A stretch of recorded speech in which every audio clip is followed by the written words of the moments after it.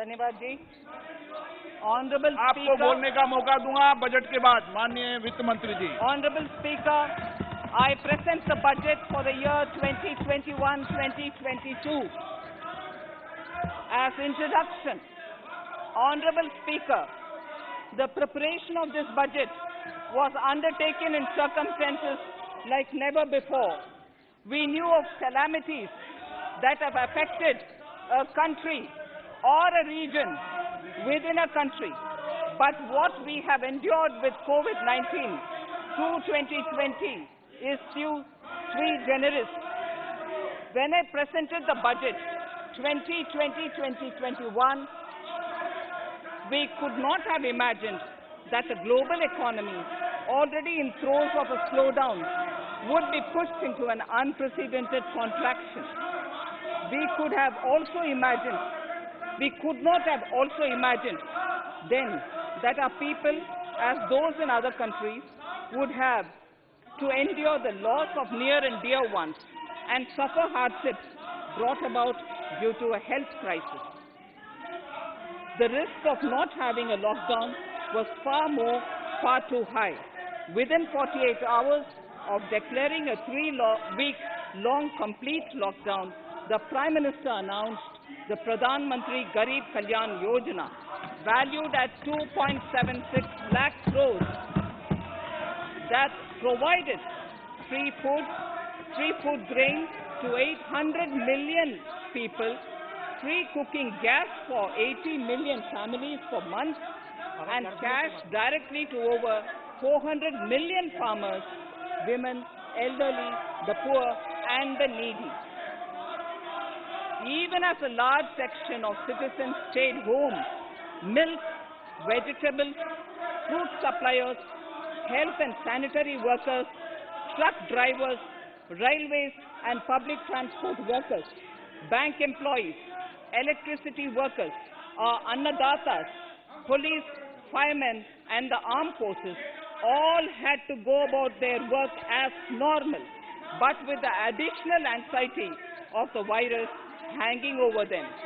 We recognize this, and I think I speak on behalf of everybody in this august house when I express my heartfelt gratitude to these men and women for how they were able to carry out their work and duty to provide for the nation's basics over those crucial months. Speaker, sir, for public good, honorable members of parliament and members of legislative assemblies too offered their salaries. In May 2020, the government announced the Atmanirbhar Bharat package. To sustain the recovery further into the year, we also rolled out 2 more Atmanirbhar packages, 2 and 3. Total financial impact of all the Atmanirbhar Bharat packages, including measures taken by the RBI, was estimated to be about 27.1 lakh crores, which amounts to more than 13% of our GDP. As a government, we kept a watch on the situation and were proactive in our responses. The government, led by the Prime Minister, stretched its resources to deliver for most vulnerable sections of our society, the poorest of the poor, the Dalits, the tribals, the elderly, the migrant workers, and our children. The Pradhan Mantri Garib Kalyan Yojana, the 3 Atmanirbhar packages, and announcements made later were like 5 mini budgets in themselves.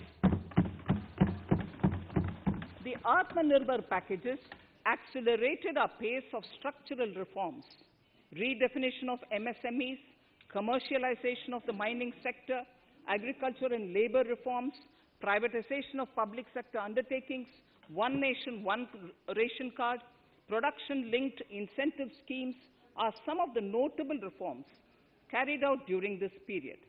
Faceless income tax assessment, DBT, and financial inclusion are the others. Today, India has 2 vaccines available and has begun medically safeguarding not only her own citizens against COVID-19, but also those of 100 or more countries. It is added comfort to know that 2 or more vaccines are also expected soon. Honorable Prime Minister, launched the vaccination drive by crediting and thanking our scientists. We are ever grateful for the strength and rigor of their efforts. Having said that, we are all reminded time and again that our fight against COVID-19 continues into 2021. Now, just as it happened after the 2 world wars, there are signs that the political, economic, and strategic relations in the post-COVID world are changing. This moment in history is the dawn of a new era, one in which India is well poised to truly be the land of promise and hope. I borrow the words of Rabindranath Tagore. Faith is the bird that feels the light and sings when the dawn is still dark. Faith is the bird that feels the light and sings when the dawn is still dark. In this spirit, I can't help but recall the joy that we as cricket-loving nation felt after the Team India's recent spectacular success in Australia. It has reminded us of all the qualities that we as a people, particularly our youth, epitomize of having abundant promise and the unsuppressed thirst to perform and to succeed. Today, data shows that India now has one of the lowest death rate of 112 per million population and one of the lowest active cases of about 130 per million. This has laid the foundation to the revival we are seeing now in the economy. This budget will be the first of this new decade. This budget will also be a digital budget, and that has happened with all your support. So far, only 3 times has a budget followed a contraction in the economy. All such contractions earlier were as a result of situations typical to India. This time, the contraction in our economy is due to a global pandemic, just like in several other countries. Having said that, I want to confidently state that our government is fully prepared to support and facilitate the economy's reset. This budget provides every opportunity for our economy to raise and capture the pace that it needs for a sustainable growth. 2021 is the year of many important milestones for our history. I mention a few of these. It is the 75th year of independence, 60 years of Goa's accession to India, 50 years of the 1971 India-Pakistan War. It will be the year of the 8th census of independent India. It will also be India's turn at the BRICS presidency, the year for our Chandrayaan-3 mission, and the Haridwar Mahakumbh.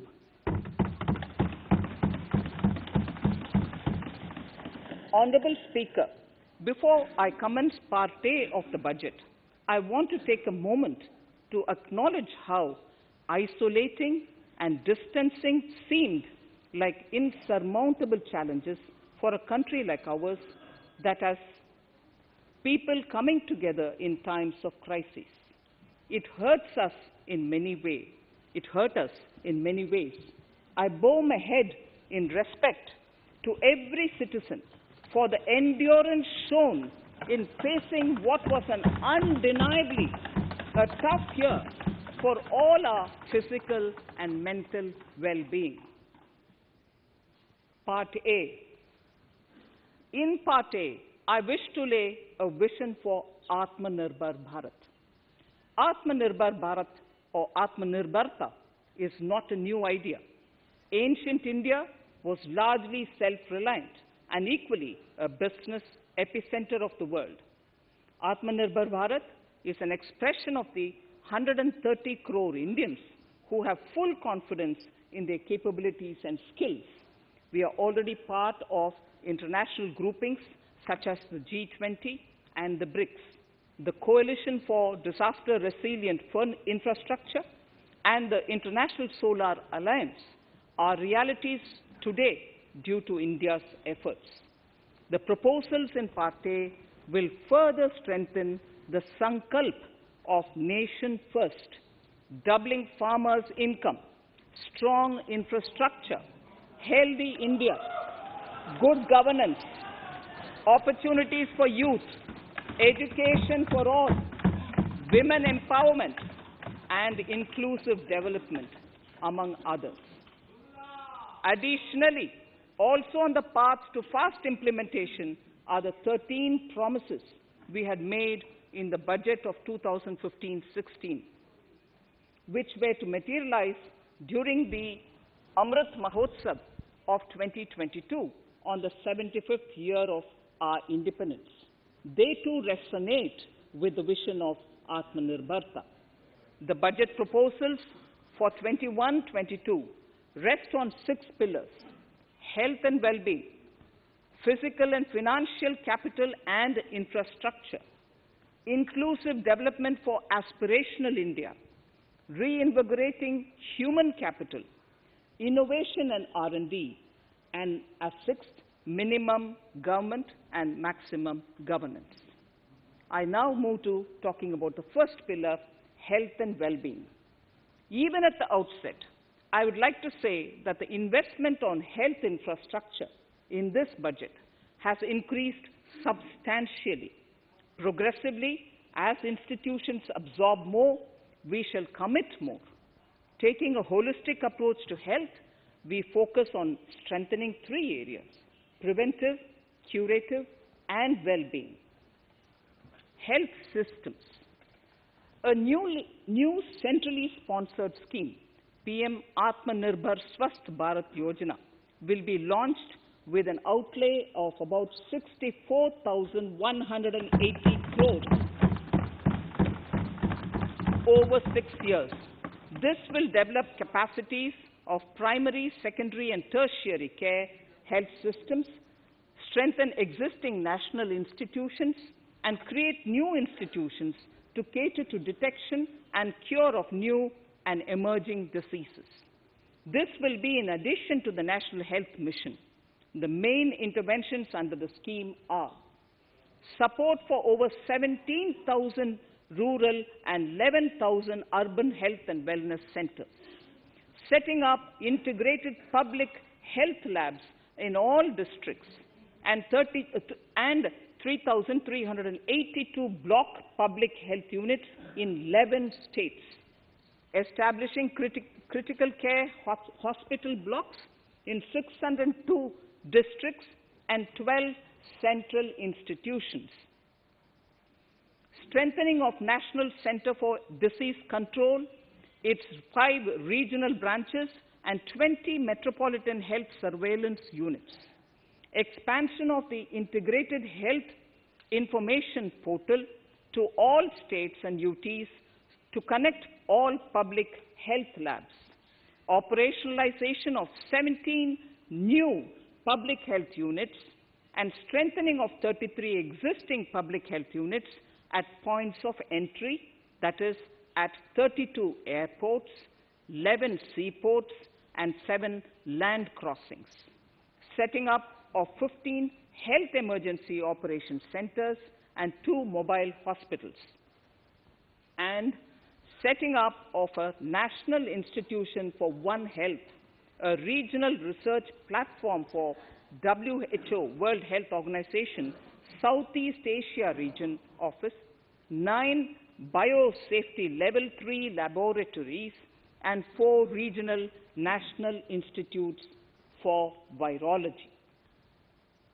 Nutrition. To strengthen nutritional content, delivery, outreach, and outcome, we will merge the Supplementary Nutrition Program and the Poshan Abhiyan and launch the Mission Poshan 2.0. We shall adopt an intensified strategy to improve nutritional outcomes across 112 aspirational districts. Universal coverage of water supply.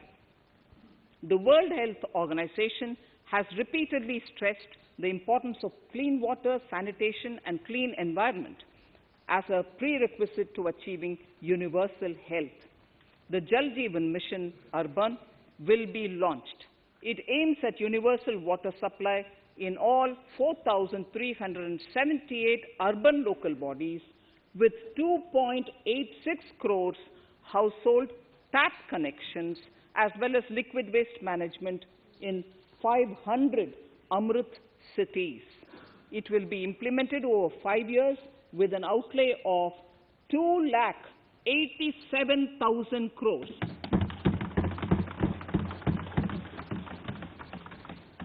Swachh Bharat and Swasth Bharat. For further Swachhata of urban India, we intend to focus on complete fecal sludge management and wastewater treatment, source segregation of garbage, reduction in single-use plastic, reduction in air pollution by effectively managing waste from construction and demolition activities, and bioremediation of all legacy dump sites.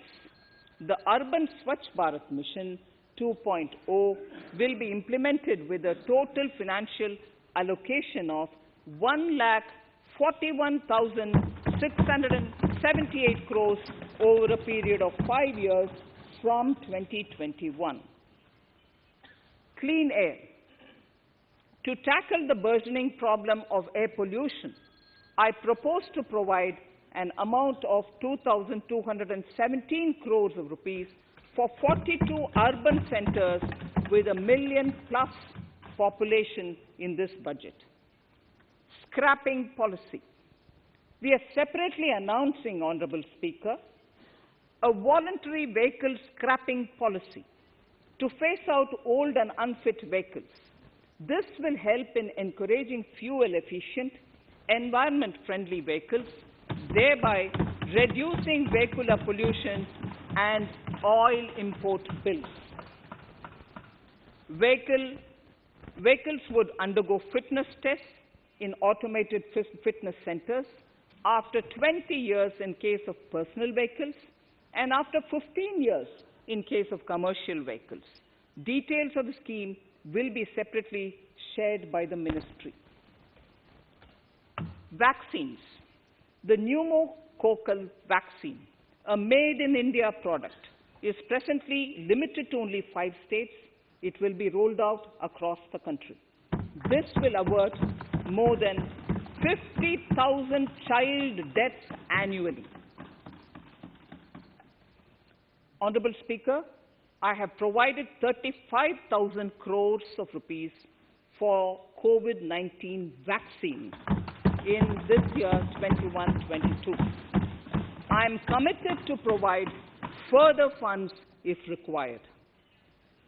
So the budget outlay for health and well-being is 2,23,846 crores in this BE 21-22, as against the BE of only 94,452 crores, and it marks an increase of 137%. The details of the same are at Annexure 1 of the speech. Honorable Speaker, I now move to the second pillar, physical and financial capital and infrastructure.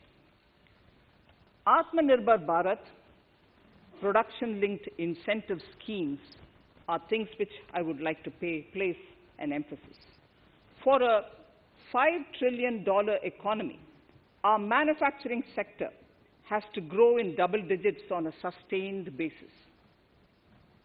Our manufacturing companies need to become an integral part of global supply chains, possess core competence and cutting-edge technology. To achieve all of the above, PLI schemes to create manufacturing global champions for an Atmanirbhar Bharat have been announced for 13 sectors. For this, the government has committed nearly 1.97 lakh crores over 5 years starting this financial year. This initiative will help bring scale and size in key sectors, create and nurture global champions, and provide jobs to our youth. Textiles. To enable the textile industry to become globally competitive, attract large investments, and boost employment generation, a scheme of mega investment textiles park will be launched in addition to the PLI schemes.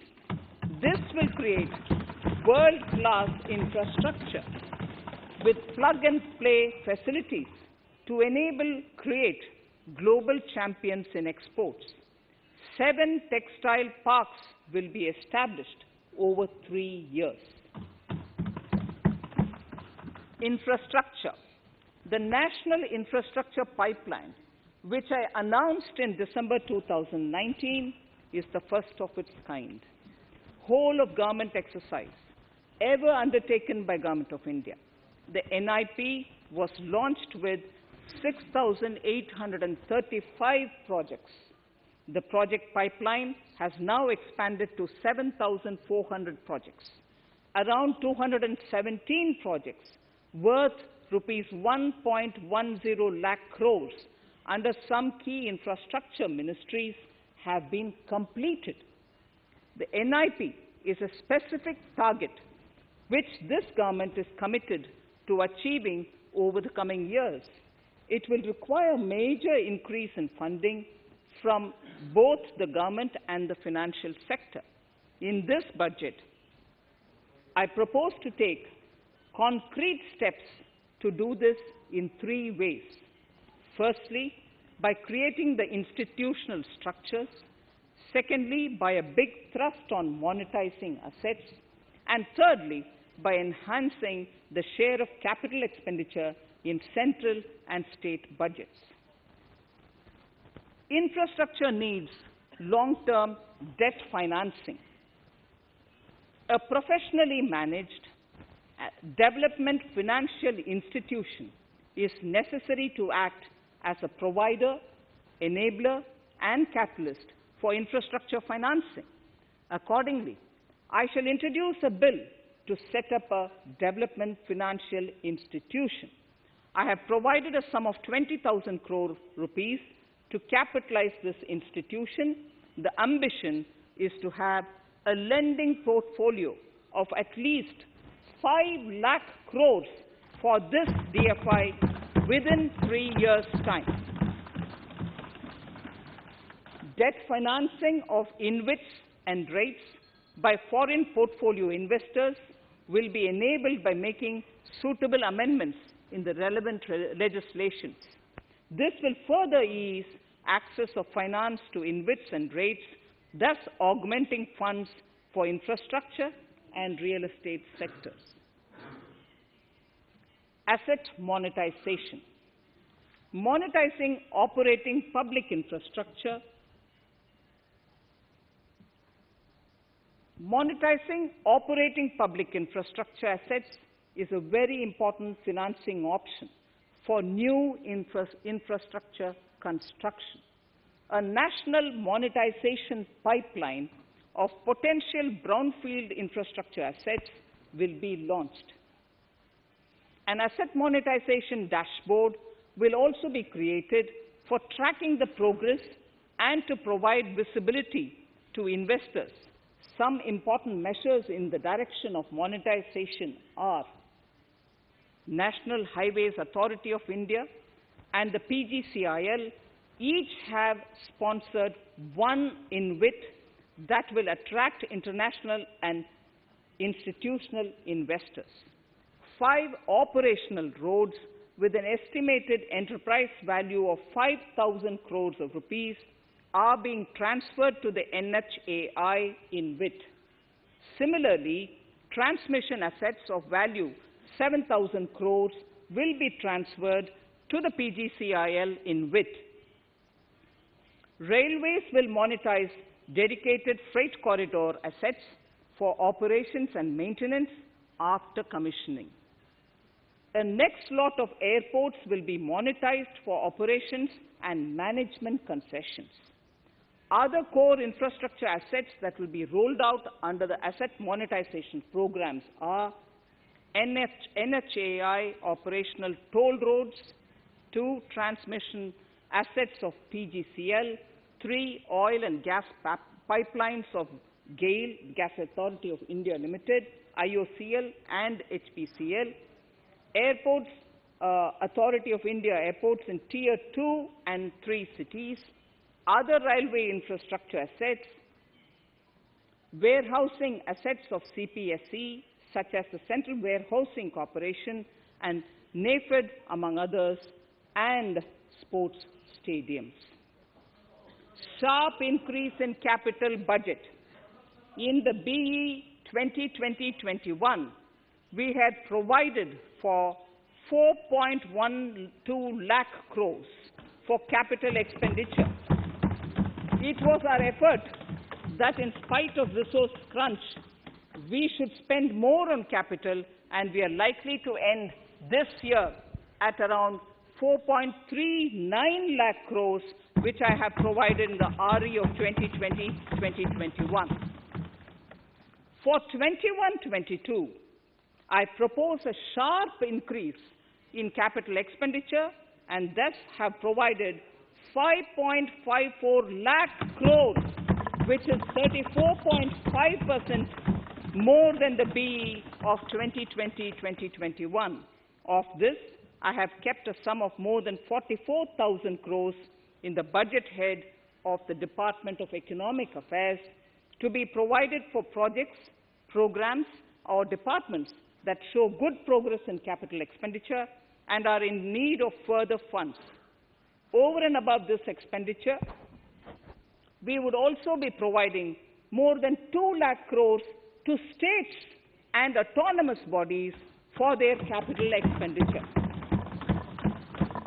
We will also work out specific mechanisms to nudge states to spend more of their budget on creation of infrastructure.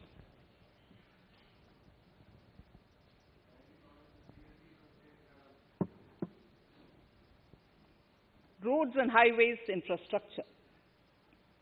More than 13,000 kilometer length of roads at a cost of 3.3 lakh crores has already been awarded under the 5.35 lakh crores Bharatmala Pariyojana project, of which 3,800 kilometers have been constructed.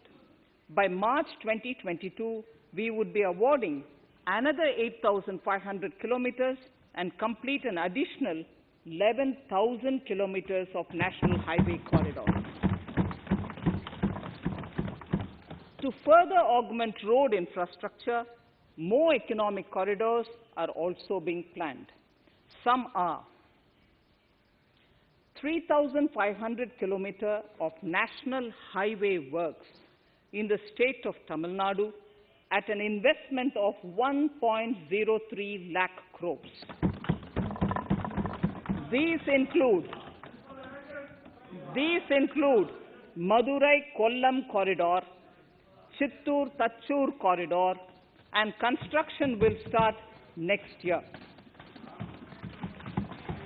Second, 1,100 kilometers of national highway works in the state of Kerala at an investment of 65,000 crores,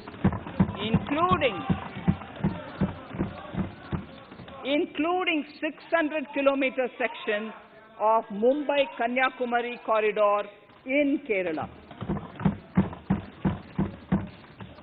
Third, 675 kilometers of highway works in the state of West Bengal at a cost of 25,000 crores, including upgradation of existing road Kolkata-Siliguri.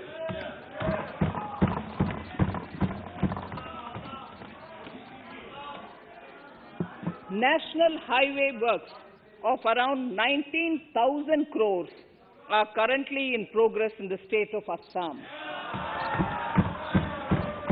Further works of more than 34,000 crores covering more than 1,300 kilometers of national highways will be undertaken in the state in the coming 3 years. Some of the flagship corridors and other important projects that would see considerable activity in 2021-22 are in Annexure 2 to my speech.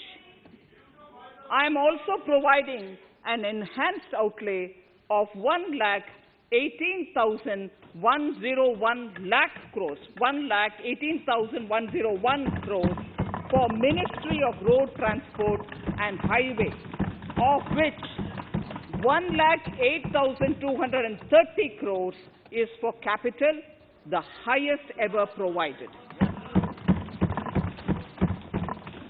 Railway infrastructure. Honorable Speaker, sir, Indian Railways have prepared a National Rail Plan for India 2030.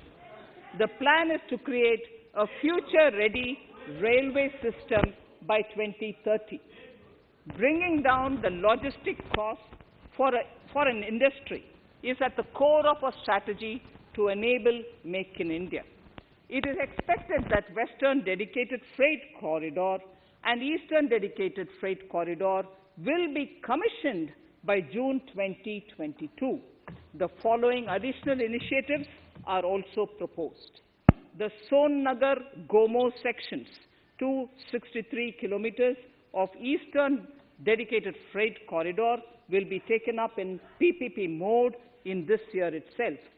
Gomo-Dankuni section of 274.3 kilometers will be also taken up shortly in short succession.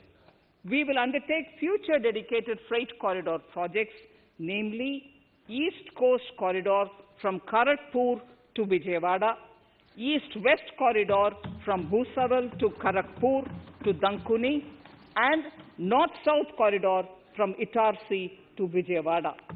Detailed project reports will be undertaken in the first phase. Broad gauge route kilometers, RKM as I referred to, electrified is expected to reach 46,000 kilometers, 46,000 RKM. That is 72% by end of 2021 from 41,548 RKMs on 1st October 2020. 100% electrification of broad gauge routes will be completed by December 2023. For passenger convenience and safety, the following measures are being proposed. We will introduce the aesthetically designed Vista Dome LHB coach on tourist routes to give better travel experience to passengers. The safety measures undertaken in the past few years have borne results. To further strengthen this effort, high-density network and highly utilized network routes of Indian Railways will be provided with an indigenously developed automatic train protection system that eliminates train collision due to human error. I am providing a record sum of 1,10,055 crores for railways, of which 1,07,100 crores is for capital expenditure only. Urban infrastructure. We will work towards raising the share of public transport in urban areas through expansion of metro rail networks and augmentation of city bus services. A new scheme will be launched at a cost of 18,000 crores to support augmentation of public bus transport services. The scheme will facilitate deployment of innovative PPP models to enable private sector players to finance, to acquire, to operate, and to maintain over 20,000 buses. The scheme will boost the automobile sector, provide fillip to economic growth, create employment opportunities for our youth, and enhance ease of mobility for urban residents. A total of 702 kilometers of conventional metro is operational, and another 1,016 kilometers of metro and RRTS is under construction in 27 cities.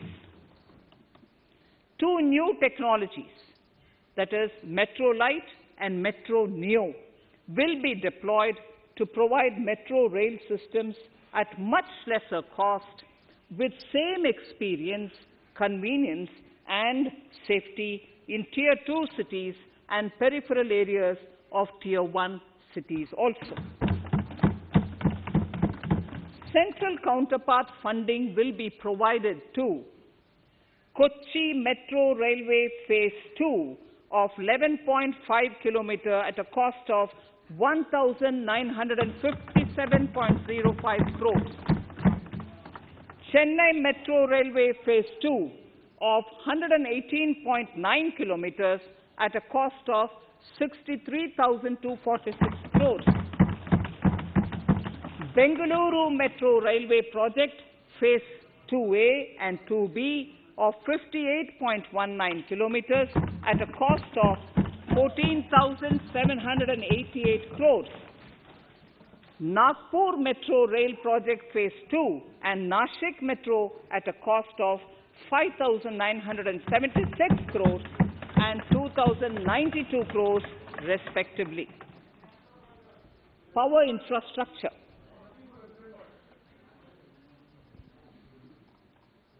The past 6 years have seen a number of reforms and achievements in power sector. We have added 139 gigawatts of installed capacity, connected an additional 2.8 crore households, and added 1.41 lakh circuit kilometers of transmission lines. The distribution companies across the country are monopolies, either government or private. There is a need to provide choice to the consumers by promoting competition. A framework will be put in place to give consumers alternatives to choose from among more than one distribution companies. I read that sentence again. A framework will be put in place to give consumers alternatives to choose from among more than one distribution company. The viability of distribution companies is a serious concern. A revamped, reforms-based, result-linked power distribution sector scheme will be launched with an outlay of 3,05,984 crores over 5 years. The scheme will provide assistance to DISCOMs for infrastructure creation, including prepaid smart metering, feeder separation, upgradation of systems, etc., tied to financial improvements. Prime Minister, while speaking at the third Reinvestment Conference in November 2020, had announced plans to launch a comprehensive national hydrogen energy mission.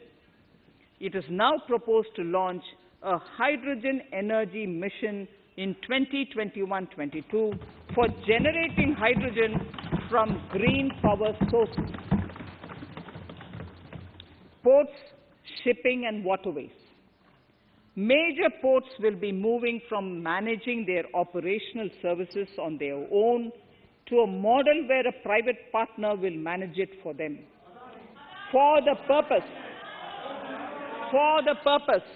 7 projects worth more than 2,000 crores will be offered by the major ports on private-public partnership mode in FY 21-22.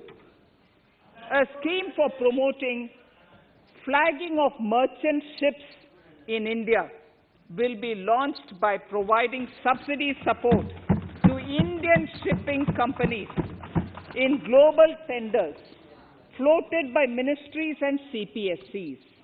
An amount of 1,624 crores will be provided over 5 years. This initiative will enable greater training and employment opportunities for Indian seafarers, besides enhancing Indian companies' share in global shipping.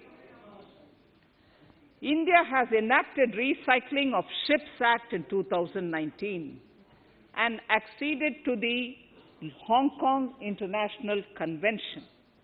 Around 90 ship recycling yards at Alang in Gujarat have already achieved HKC compliant certificates.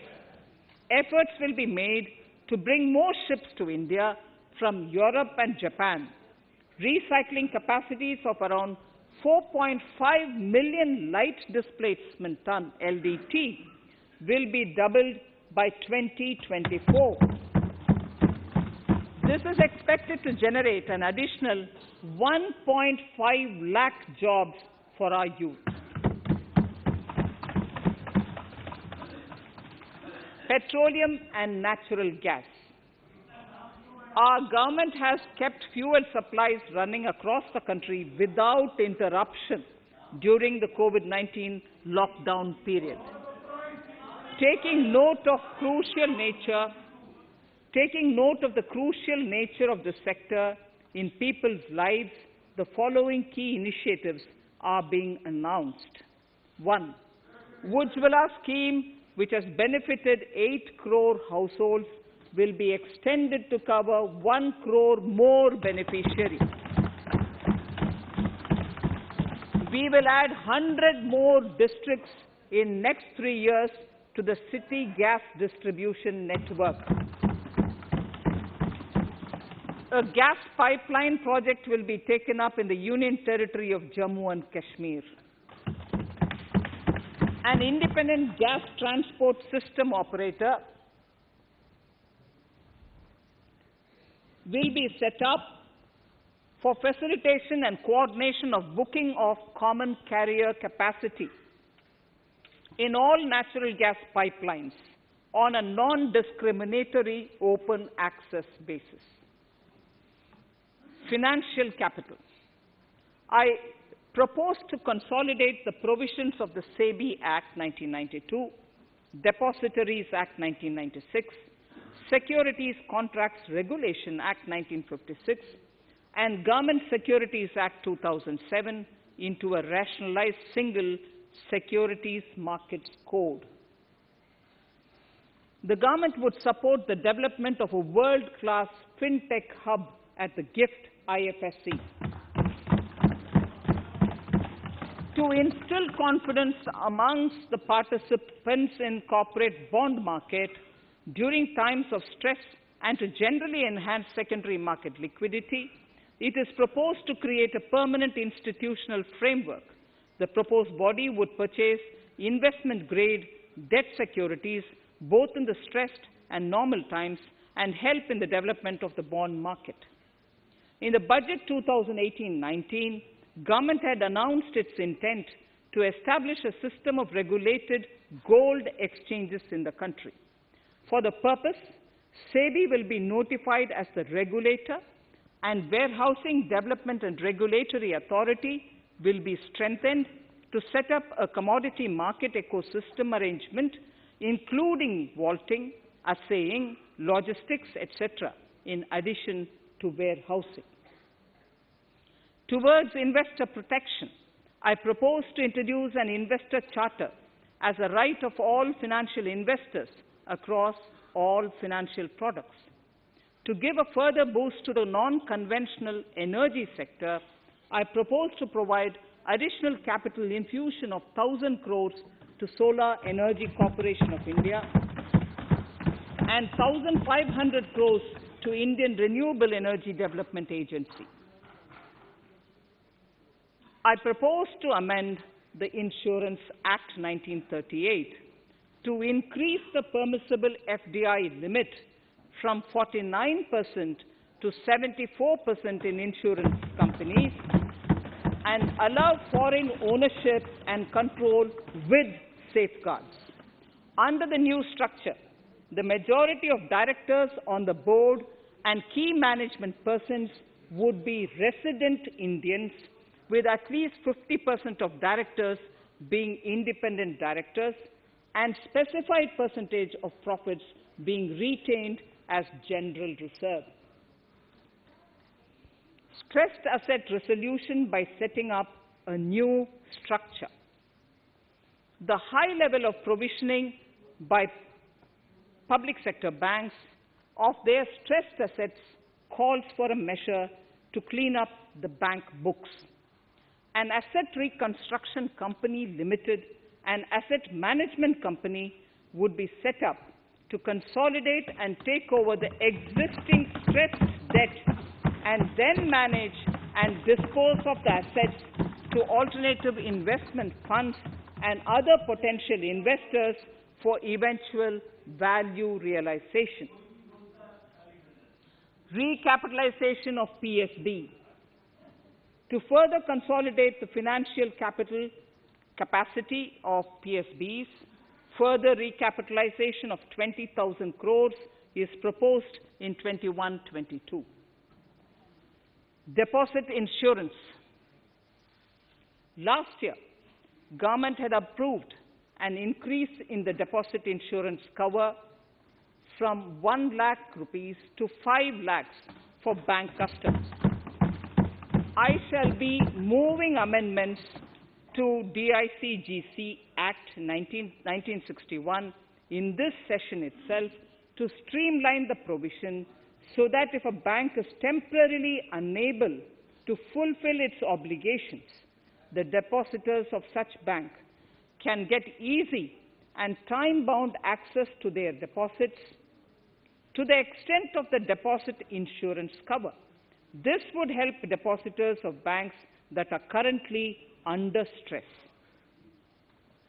To improve credit discipline, while continuing to protect the interests of small borrowers, for NBFCs with minimum asset size of 100 crores, the minimum loan size eligible for debt recovery under the Securitization and Reconstruction of Financial Assets and Enforcement of Security Interests, Frbm Act 2002, it is proposed to be reduced from the existing level of 50 lakhs to 20 lakhs. Company matters. The decriminalization of the procedural and technical compoundable offences under Companies Act 2013 is now complete. I now propose to take up decriminalization of the Limited Liability Partnerships Act 2008.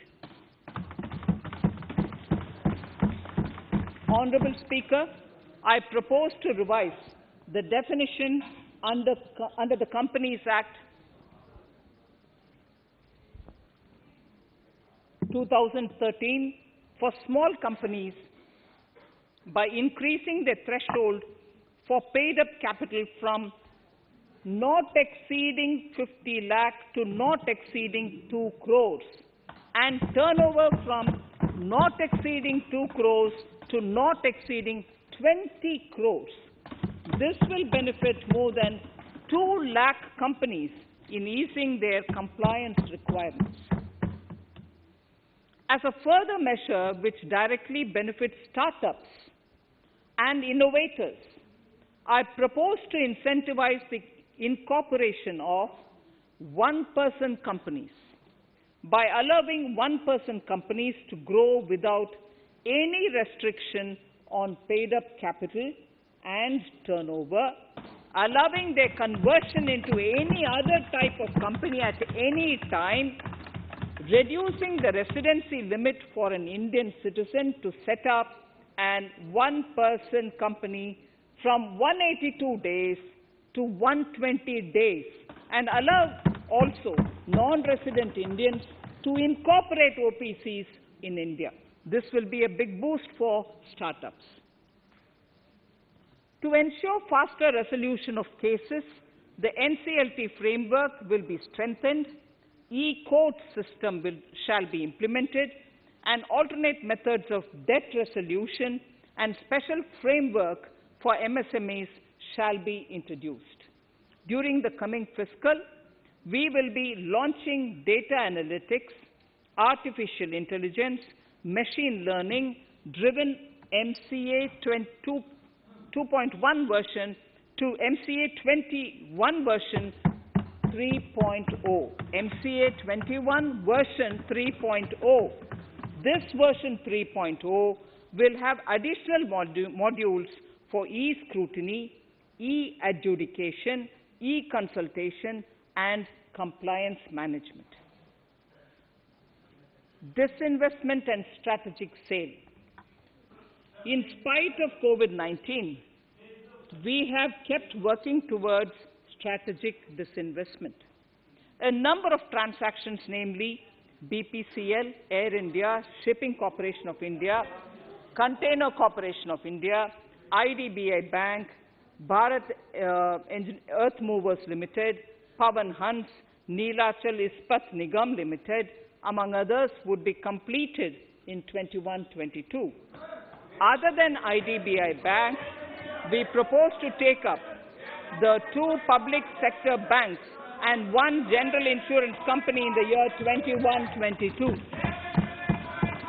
This would require legislative amendments, and I propose to introduce the amendments in this session itself.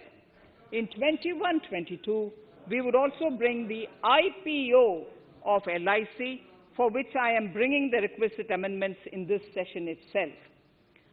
In the Atmanirbhar package, I had announced that we will come out with a policy of strategic disinvestment of public sector enterprises. I'm happy to inform the House that the government has the government has approved the said policy.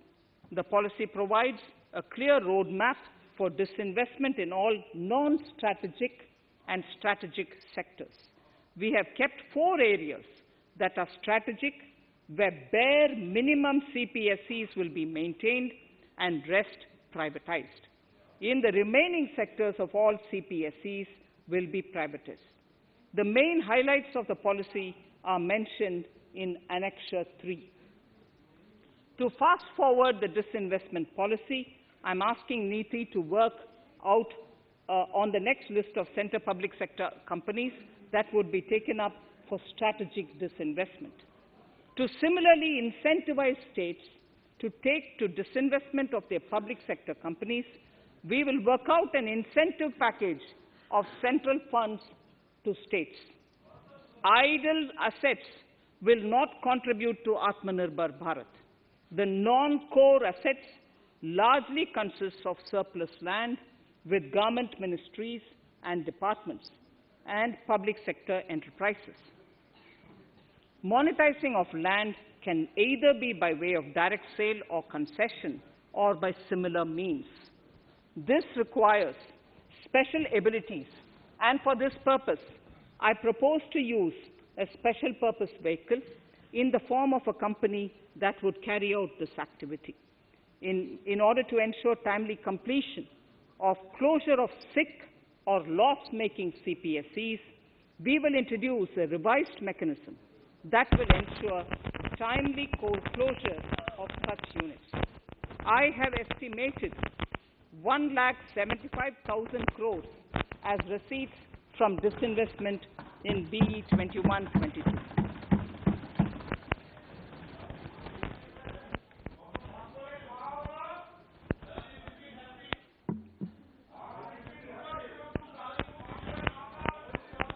Government financial reforms. Under the Treasury Single Account, the TSA system, autonomous bodies directly draw funds from the government's account at the time of actual expenditure, saving interest costs.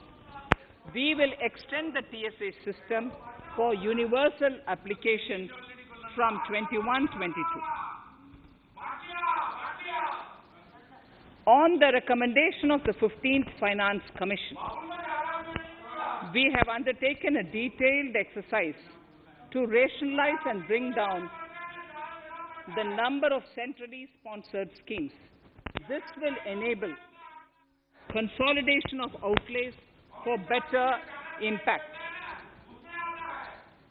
The government is committed to the development of multi-state cooperatives and will provide all support to them. To further streamline the ease of doing business for cooperatives, I propose to set up a separate administrative structure for them.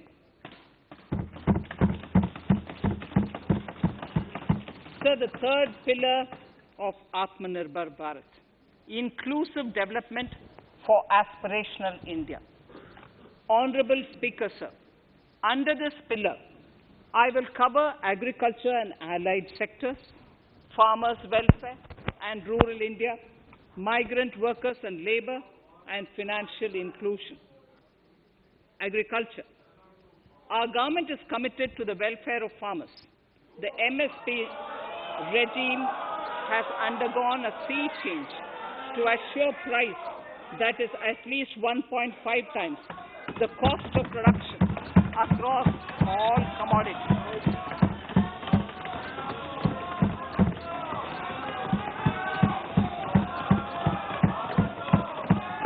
The procurement has also continued to increase at a steady pace. This has resulted in increase in payment to farmers substantially. In case of wheat, a total amount paid to farmers in 2013-14, Honorable Speaker, sir, the data that I give now is important for all honorable members to kindly hear. In case of wheat, the total amount paid to farmers in 2013-14 was 33,874 crores. In 2019-20, it was 62,802 crores. And even better, Honorable Speaker, in 2020-2021, this amount paid to farmers was 75,060 crores.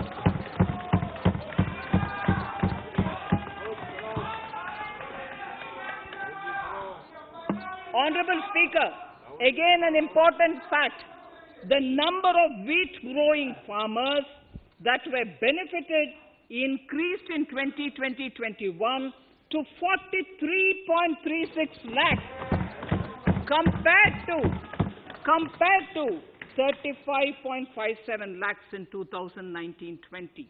That much of an increase within 1 year. For paddy, again an important data. For paddy, the amount paid in 2013-14 was 63,928 crores. In 2019-20, this increased to 1,41,930 crores. Even better, in 2020-2021,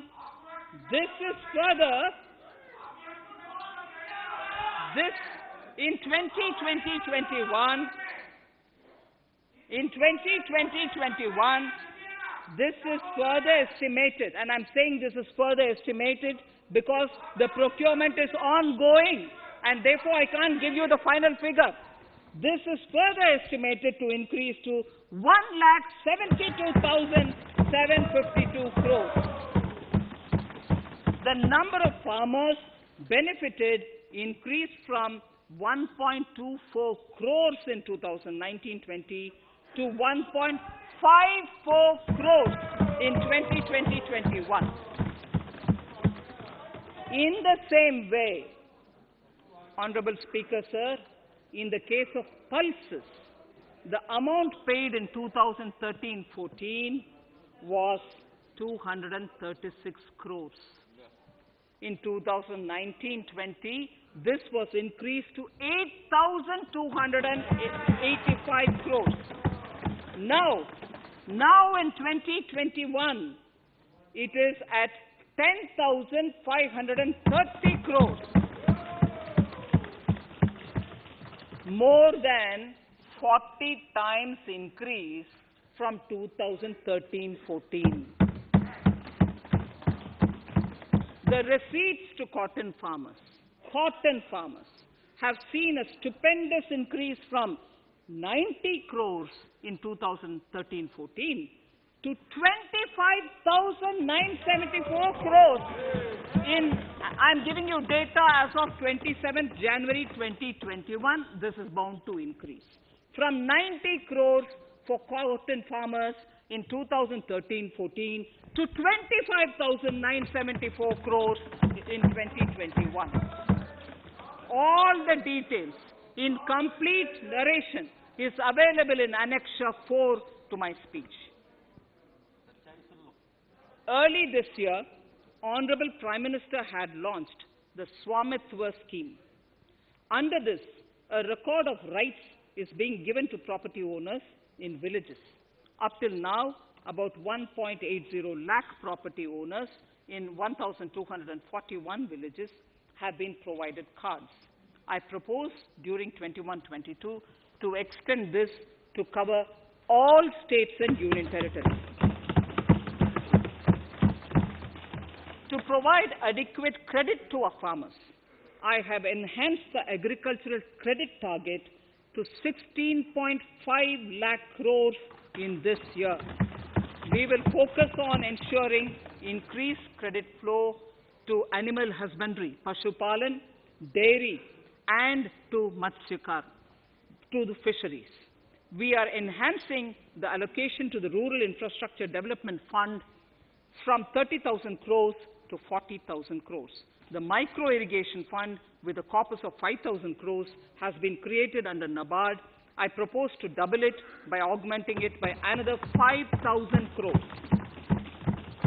To boost value addition in agriculture and allied products and their exports, the scope of Operation Green Scheme, that is presently applicable to only tomatoes, onions, and potatoes, will be enlarged to include 22 perishable crops.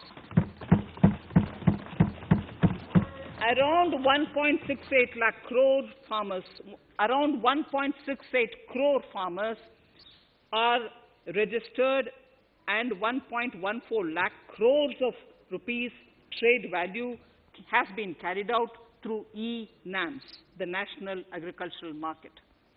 Keeping in view the transparency and the competitiveness that e-NAM has brought into the agricultural market, 1,000 more mandis will be integrated with e-NAM. Honorable Speaker, sir, with all this, the Agricultural Infrastructure Fund would be made available to the APMCs for augmenting their infrastructure facilities.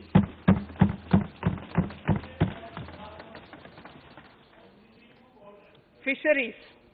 I am proposing substantial investments in the development of modern fishing harbors and fish landing centers.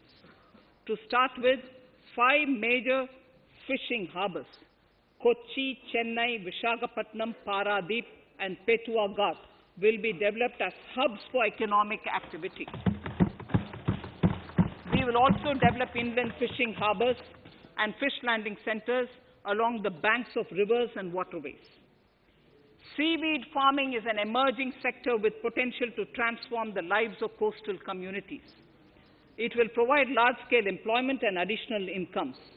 To promote seaweed farming and cultivation, I propose a multi-purpose seaweed park to be established in Tamil Nadu.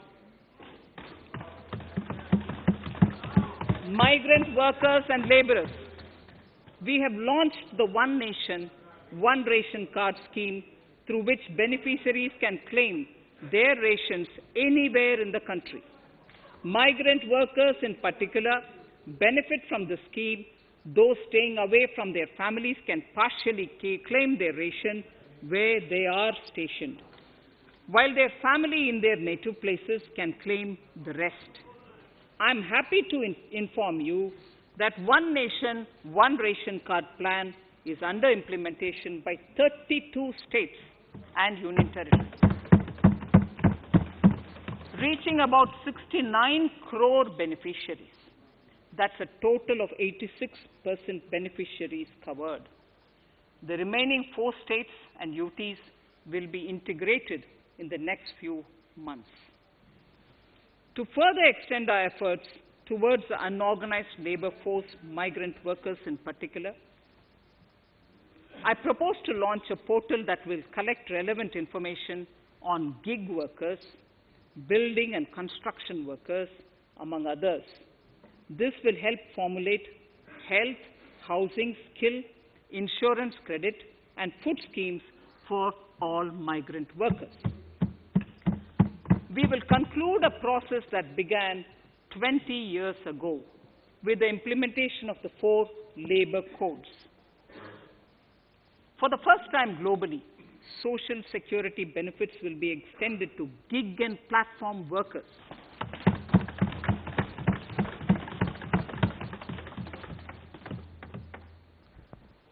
Minimum wages will apply to all categories of workers, and they will all be covered by the Employees State Insurance Corporation. Women will be allowed to work in all categories and also in the night shifts with adequate protection. At the same time, compliance burden on employers will be reduced with a single registration and licensing and online returns. Financial inclusion. To further facilitate credit flow under the scheme of Stand Up India for the scheduled castes and scheduled tribes and also women, I propose to reduce the margin money requirement from 25% to 15% only, and to also include loans for activities in allied sectors in allied activities in agriculture. We have taken a number of steps to support the MSME sector. In this budget, I have provided 15,700 crores to this sector, more than double of the last year's B. Honorable Speaker, sir, I now go to the fourth pillar, reinvigorating human capital. The national education policy announced recently has had good reception. In school education, more than 15,000 schools will be qualitatively strengthened to include all components of the national education policy. They shall emerge as exemplar schools in their regions, hand-holding and mentoring other schools to achieve the ideals of policy. 100 new Sainik schools will be set up in partnership with NGOs, private schools, and states. Higher education. In Budget 2019-20, I had mentioned about the setting up of a higher education commission in India. We would be introducing the legislation this year to implement the same. It will be an umbrella body having 4 separate vehicles for standard setting, accreditation, regulation, and funding. Many of our cities have various institutions, universities, and colleges supported by the Government of India. Hyderabad, for example, has about 40 major institutions. In 9 such cities, we will create a formal umbrella structure so that these institutions can have better synergy while also retaining their internal autonomy. A glue grant will be set aside for this purpose. For accessible higher education in Ladakh, I propose to set up a central university in Leh.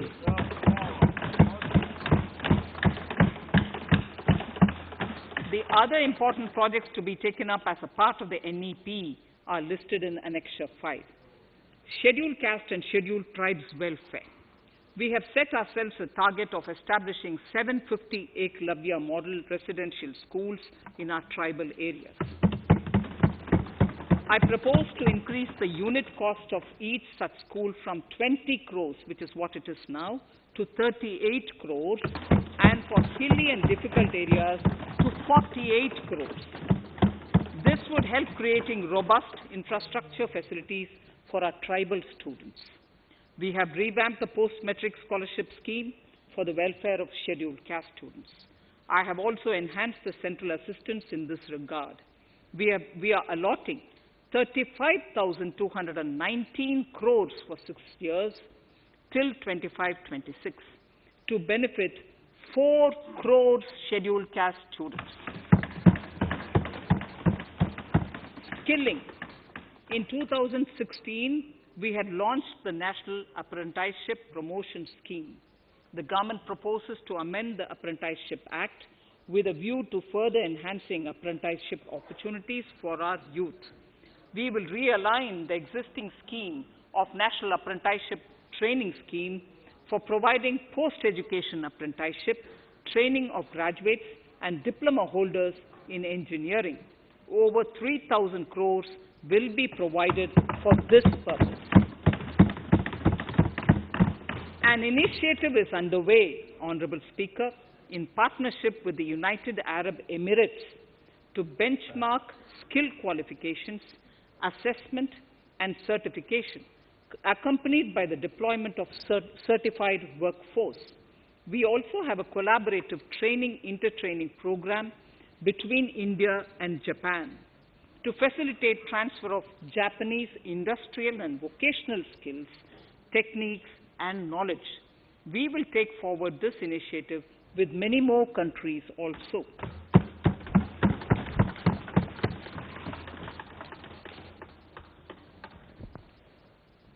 Innovation and R&D. In my budget speech of 2019, I had announced the National Research Foundation. We have now worked out the modalities, and the NRF outlay will be of 50,000 crores over 5 years. It will ensure that the overall research ecosystem in the country is strengthened with focus on identified national priority thrust areas. There has been a manifold increase in digital payments in the recent past. To give a further boost to digital transactions, I earmarked 1,500 crores for a proposed scheme that will provide financial incentive to promote digital mode of payment. We will undertake a new initiative, National Language Translation Mission. This will enable the wealth of governance and policy-related knowledge on the Internet being made available in major Indian languages.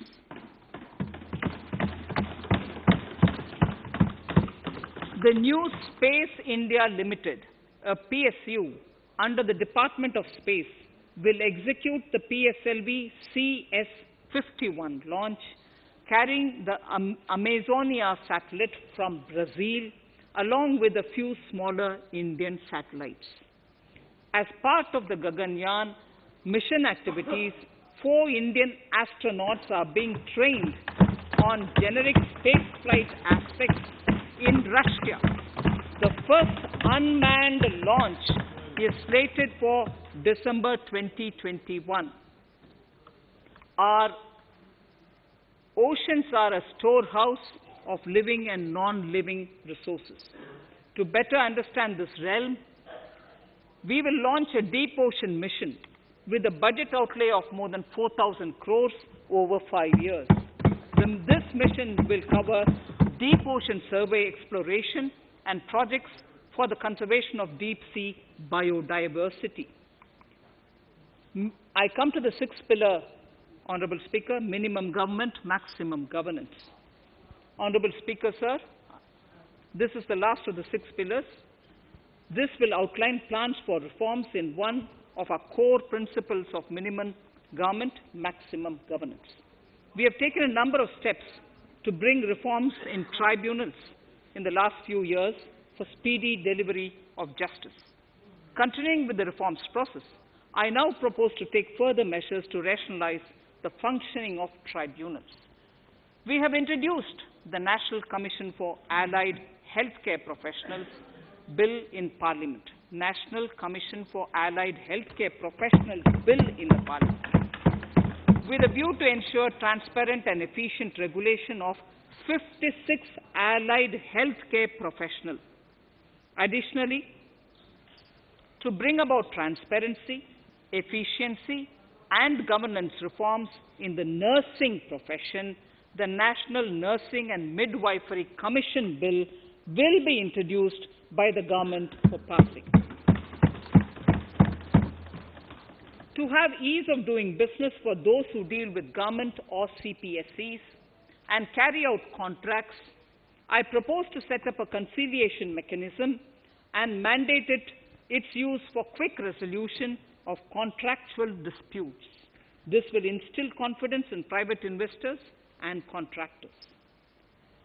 Honorable Speaker, sir, the forthcoming census could be the first digital census in the history of India.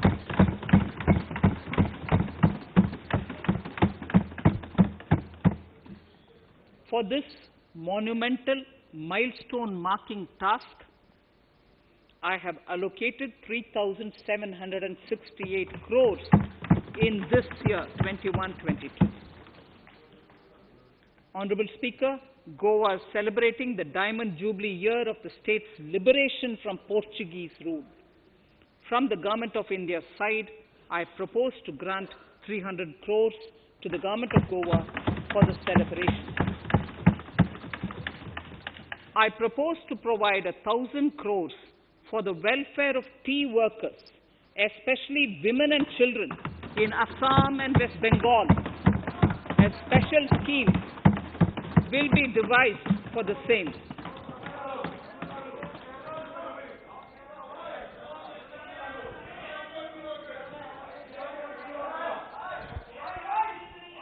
Fiscal position. Fiscal position. In these last few paragraphs of part A of my speech, I draw the attention of this august House to the fact that at the beginning of the current financial year, the pandemic's impact on the economy resulted in a weak revenue inflow.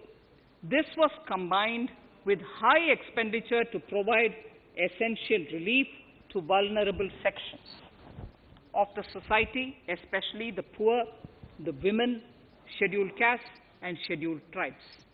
Unlike many other countries, we opted for a series of medium-sized packages during the pandemic so that we could calibrate and target our response according to the evolving situation. Once the health situation stabilized and the lockdown was being slowly lifted, we switched to ramping up government spending so as to revive domestic demand. As a result, against an original BE expenditure of 30.42 lakh crores for 2020-21, our RE estimates are 34.50 lakhs. 30.42 now within the year going up to 34.5 lakh crores. We have maintained quality of expenditure. The capital expenditure estimated in the RE is 4.39 lakh crores as against 4.12 lakh crores in the BE stage. So the beginning of the year, we had marked only 4.12 lakh, whereas it is 4.39 lakh crores as we end the year. Fiscal deficit in RE 2020-2021 is pegged at 9.5% of the GDP. Fiscal deficit in RE 2020-2021 is pegged at 9.5% of GDP. We have funded this through government borrowings, multilateral borrowings, small saving funds, and short-term borrowings. We would need another 80,000 crores, for which we would be approaching the market in these 2 months. We would be needing another 80,000 crores, for which we would be approaching the markets in these 2 months. To ensure that the economy is given the required push, our BE estimates for expenditure in 21-22 are 34.83 lakh crores. This includes 5.54 lakh crores as capital expenditure, an increase of 34.5% over the BE figure of 2020-2021. The fiscal deficit in BE 21-22 is estimated to be 6.8% of the GDP. The gross borrowing from the market for the next year would be around 12 lakh crores. We plan to continue with our path of fiscal consolidation and intend to reach the fiscal deficit level below 4.5% of the GDP by 2025-2026, with a fairly steady decline over the period.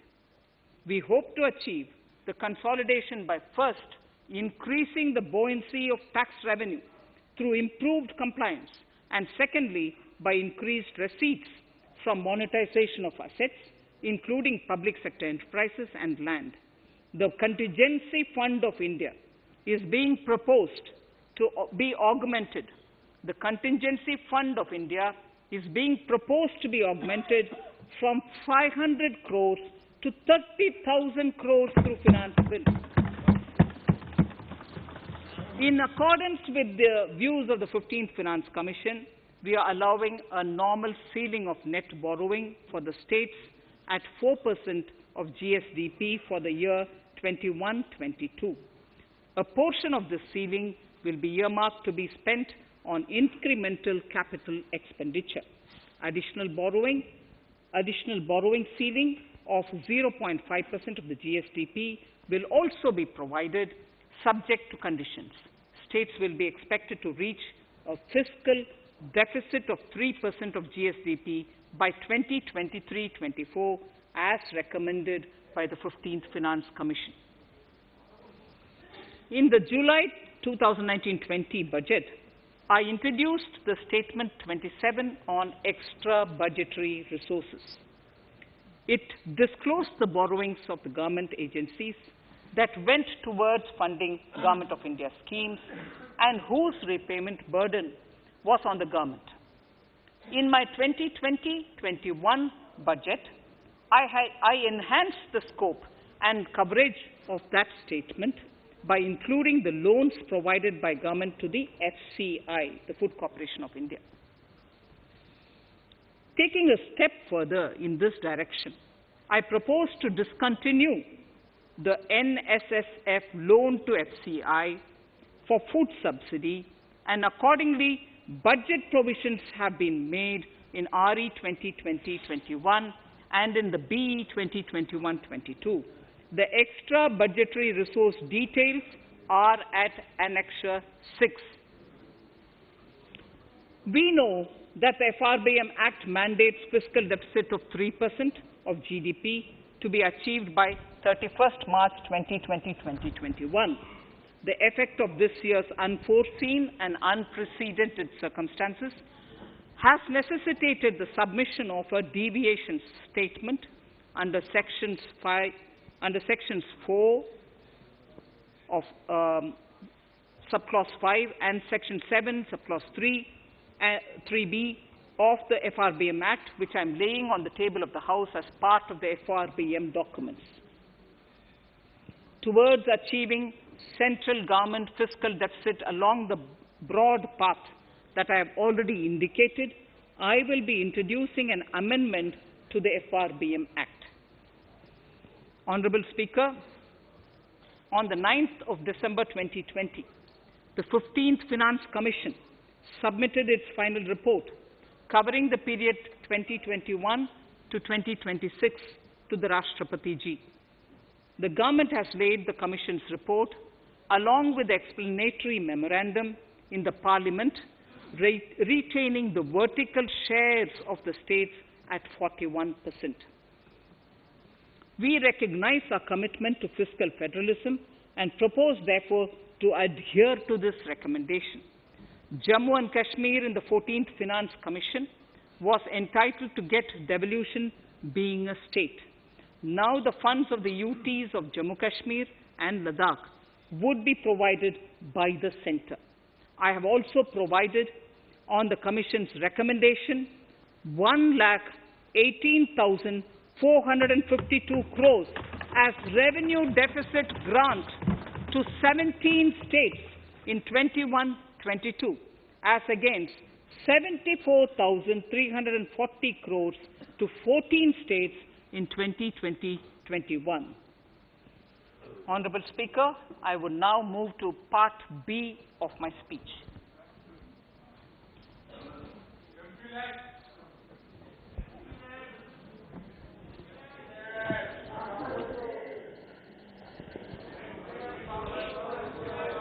Honourable Speaker, the world is facing a serious challenge of the pandemic and its aftershock.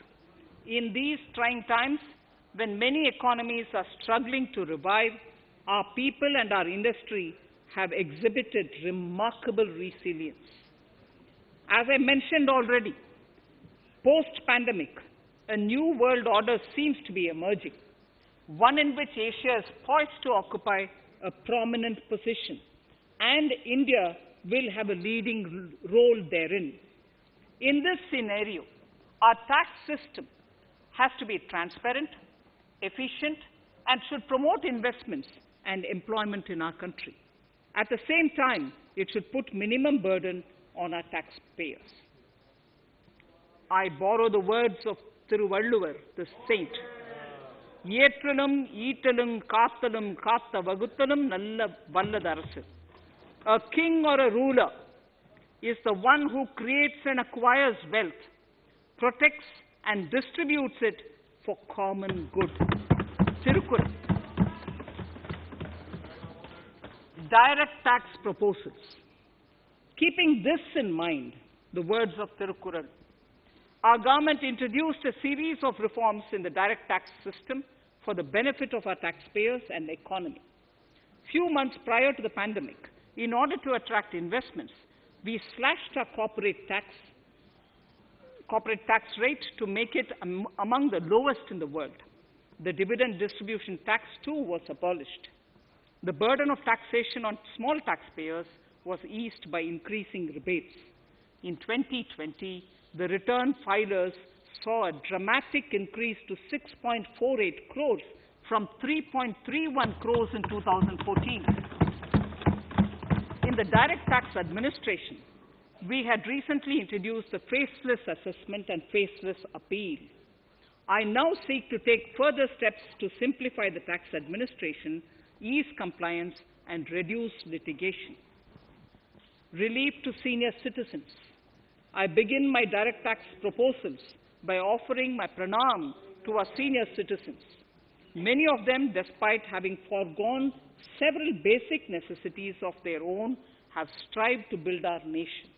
Now in the 75th year of independence of our country, when we continue our endeavor with renewed vigor, we shall reduce compliance burden on our senior citizens who are 75 years of age and above. For senior citizens who only have pension and interest income, I propose exemption from filing their income tax returns.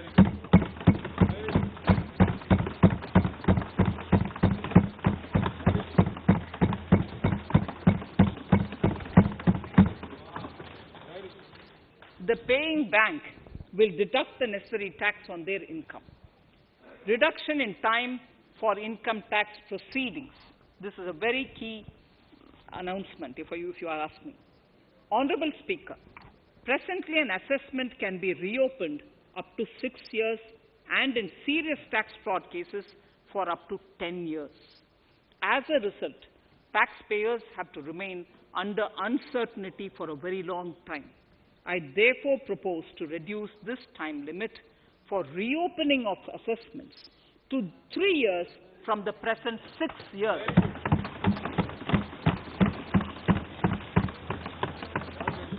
In serious tax evasion cases too, only where there is evidence of concealment of income of 50 lakh or more in a year.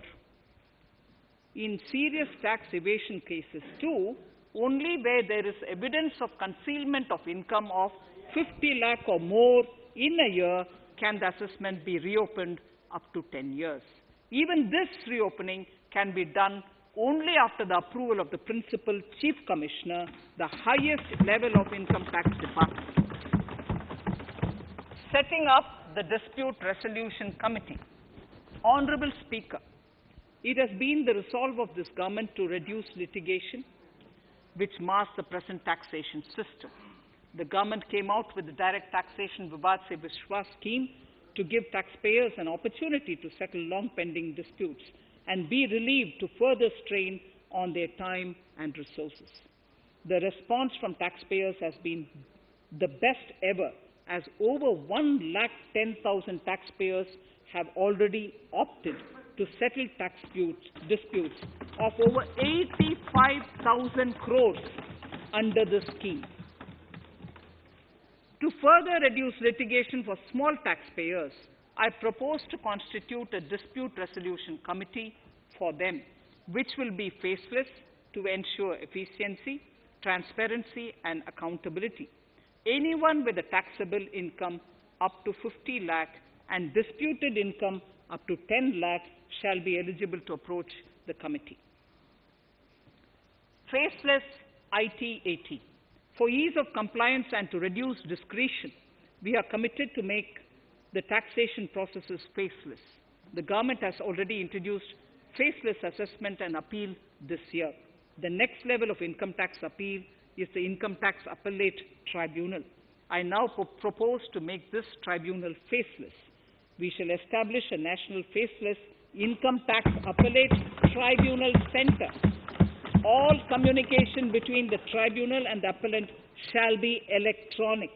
Where personal hearing is needed, it shall be done through video conferencing. Relaxations to NRI. When non-resident Indians return to India, they have issues with respect to their accrued incomes in their foreign retirement accounts. This is usually due to mismatch in taxation period. They also face difficulties in getting credit for Indian taxes in foreign jurisdictions. I propose to notify rules for removing their hardship of double taxation. Exemption from audit. Currently, if your turnover exceeds 1 crore, you have to get your accounts audited.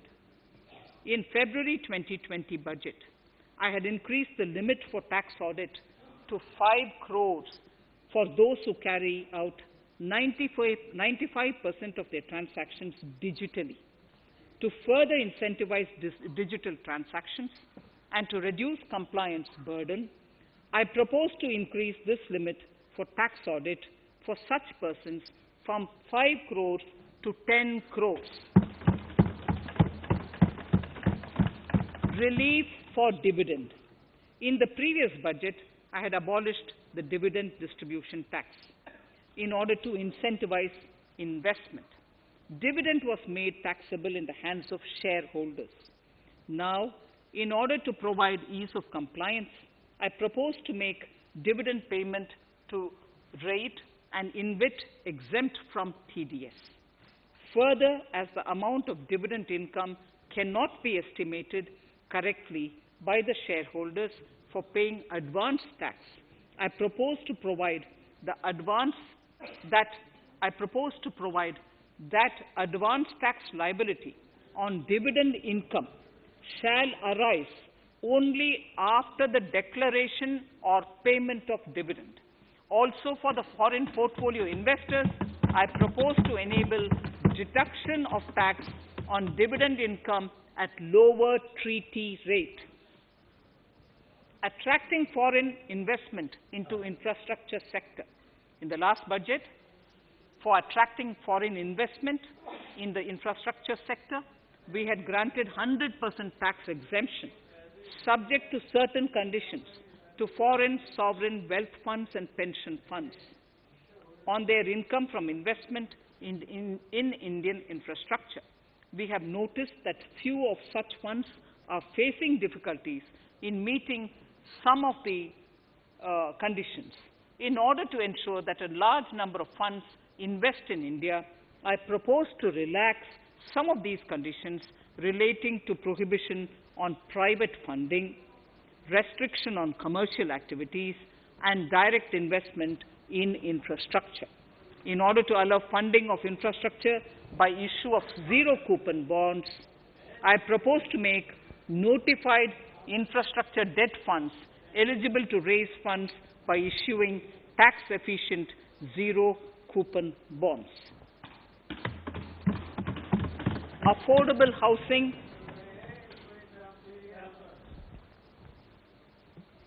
Affordable housing and rental housing. This government sees housing for all and affordable housing as priority areas. In July 2019 budget, I provided an additional deduction of interest amounting to 1.5 lakh for loan taken to purchase an affordable house. I propose to extend the eligibility of this condition by 1 more year to 31st March 2022. The additional deduction of 1.5 lakhs shall therefore be available for loans taken up to 31st March 2022 for the purchase of affordable houses. Further, to keep up the supply of affordable houses, I propose that the affordable housing projects can avail a tax holiday for 1 more year till 31st March 2022. These are available now for projects also. We are committed to promote supply of affordable rental housing for migrant workers. For this, I propose to allow tax exemption for notified affordable rental housing projects. Tax incentives to Ifsc. As I mentioned in Part A of this speech, the government is committed to making the International Financial Services Center in GIFT City a global financial hub.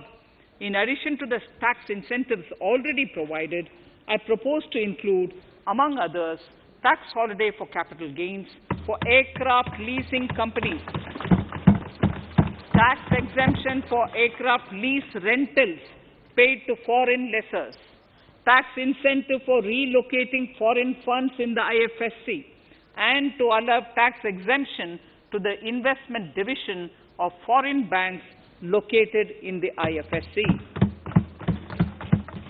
Pre-filling of returns.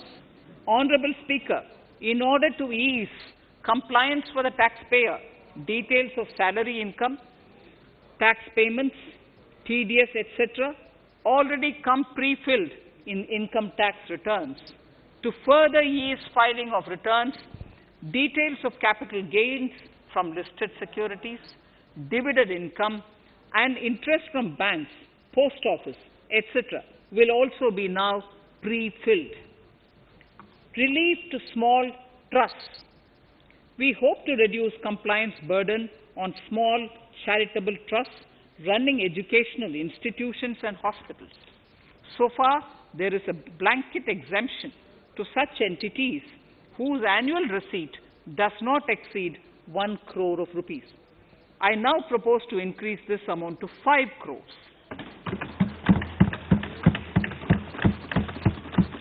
Labor welfare.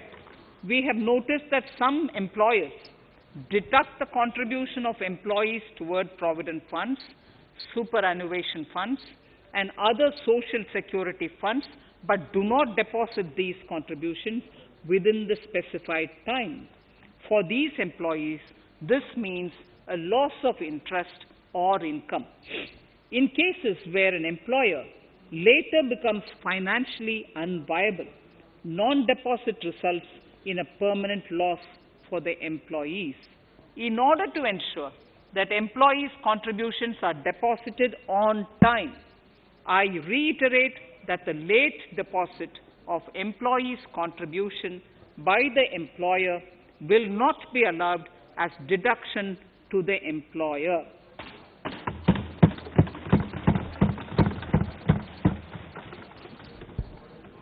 Incentives for startups. In order to incentivize startups in the country, I propose to extend the eligibility for claiming tax holiday for startups by 1 more year, till 31st March 2022. Further, in order to incentivize funding for the startups, I propose to extend the capital gains exemption for investment in startups by 1 more year till 31st March 2022. Sir, I now come to indirect tax proposals, GST.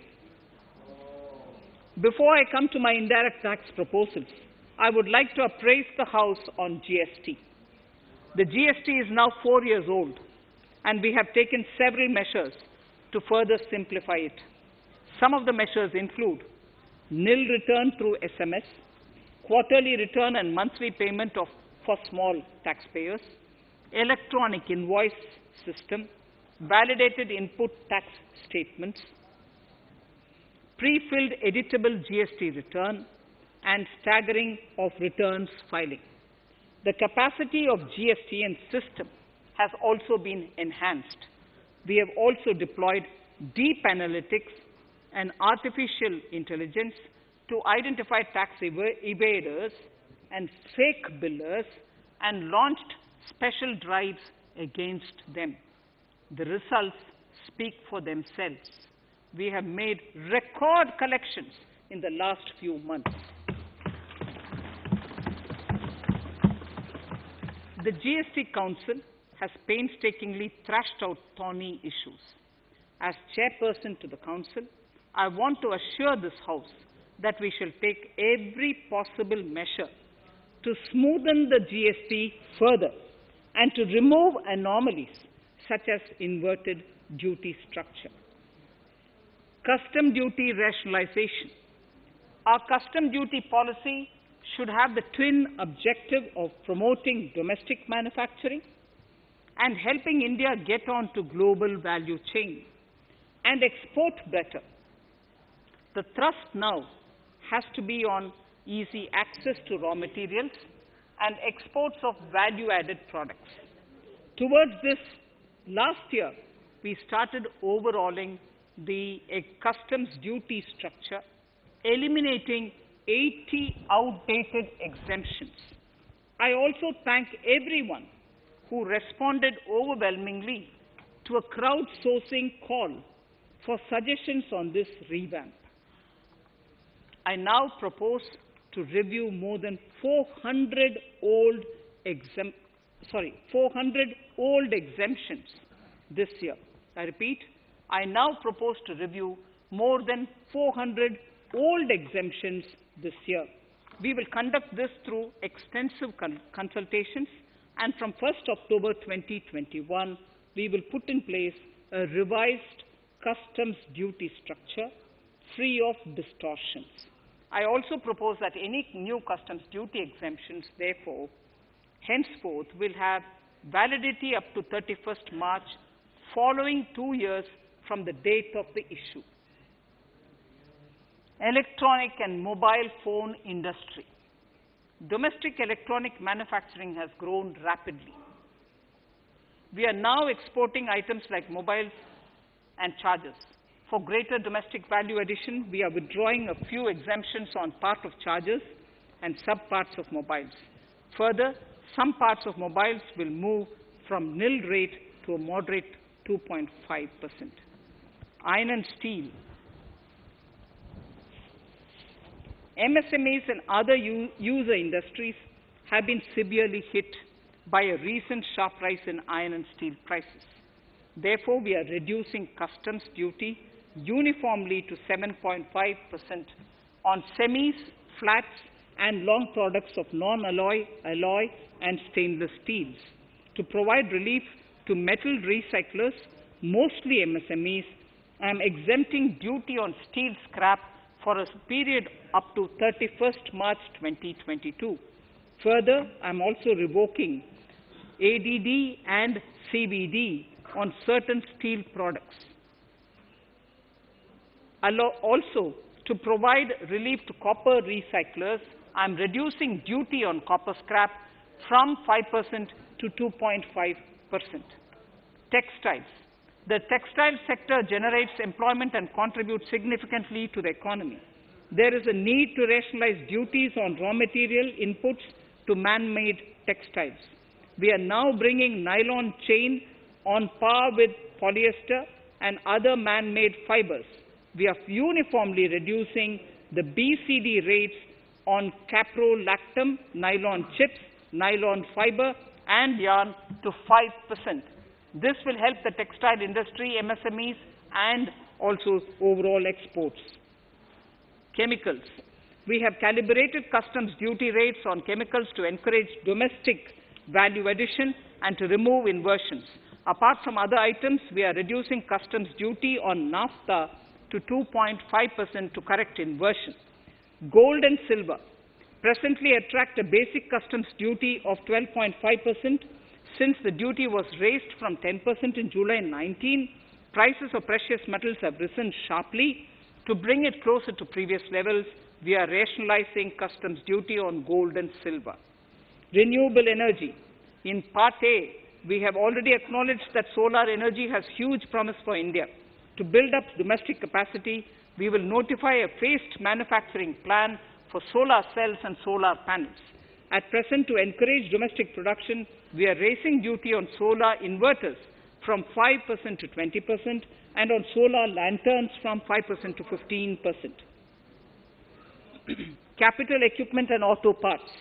There is immense potential in manufacturing heavy capital equipment domestically. We will comprehensively review the rate structure in due course. However, we are revising duty rates on certain items immediately. We propose to withdraw exemptions on tunnel boring machine. It will attract a customs duty of 7.5% and its parts a duty of 2.5%. We are raising customs duty on certain auto parts to 15% to bring them on par with general rate on auto parts. MSME products. We are proposing certain changes to benefit MSMEs. We are increasing duty from 10 to 15% on steel screws and plastic builder wares. On prawn feed, we increase it from 5 to 15%. We are rationalizing exemption on import of duty-free items as an incentive to exporters of garments, leather, and handicraft items. Almost all of these items are made domestically by our MSMEs. We are withdrawing exemption on imports of certain kinds of leathers as they are domestically produced in good quantity and quality, mostly by MSMEs. We are also raising customs duty on finished synthetic gemstones to encourage domestic processing. Agriculture products to benefit farmers. We are raising customs duty on cotton from nil to 10%, on raw silk and silk yarn from 10 to 15%. We are also withdrawing end-use-based concession on denatured ethyl alcohol. Currently, rates are being uniformly calibrated to 15% on items like maize, bran, rice bran, oil cake, and animal feed additives. There is an immediate need to improve agricultural infrastructure so that we produce more while also conserving and processing agricultural output efficiently. This will ensure enhanced remuneration for our farmers. To earmark resources for this purpose, I propose an agricultural infrastructure and development cess on a small number of items. However, while applying this cess, we have taken care not to put additional burden on consumers on most items. Rationalization of procedures and easing of compliance. For their judicious application, we propose certain changes in the provisioning related to ADD, anti-dumping duty, and CVD, countervailing duty levies. To complete customs investigation, we are prescribing definite timelines. In 2020, we rolled out the Turant Customs Initiative, which brought in faceless, paperless, and contactless customs measures. With effect from September 2020, we have implemented a new procedure for administration of rules of origin. This has helped in putting a check on misuse of FTAs. The specific details of direct and indirect tax changes proposed are listed in the annexure to my speech. Honorable Speaker, sir, with these words, I commend the budget to this august House. Thank you.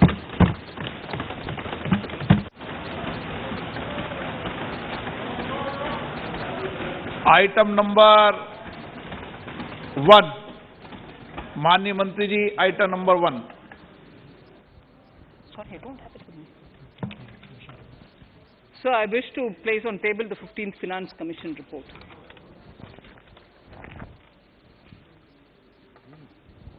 Item number 3, माननीय मंत्री जी. Sir, I wish to lay on the table the following statements under Section 3(1) of the Fiscal Responsibility and Budget Management Act 2003, the medium-term fiscal policy cum fiscal policy strategy statement and macroeconomic framework statement.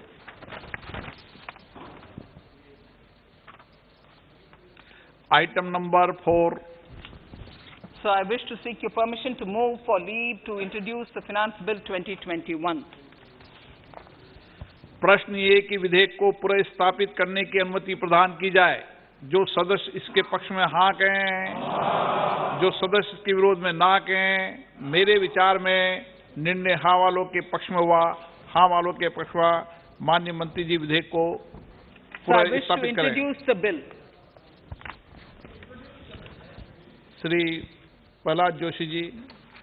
With your permission, I rise to present the 18th report of Business Advisory Committee. माननीय सदस्यगण, माननीय वित्त मंत्री जी के budget भाषण की प्रतियां प्रकाशक फलक पर उपलब्ध है। सदस्य अपनी प्रति प्रकाशन फलक से प्राप्त कर सकते हैं। माननीय सदस्यगण, जैसा कि आपको समाचार 2 के माध्यम से पहले ही सूचित किया जा चुका है कि बजट की प्रतियां आपको मेंबर्स पोर्टल के माध्यम से उपलब्ध कराई जा रही है। सभा की कार्रवाई मंगलवार दिनांक 2 फरवरी 2021 को दोपहर 4 बजे तक के लिए स्थगित की जाती है।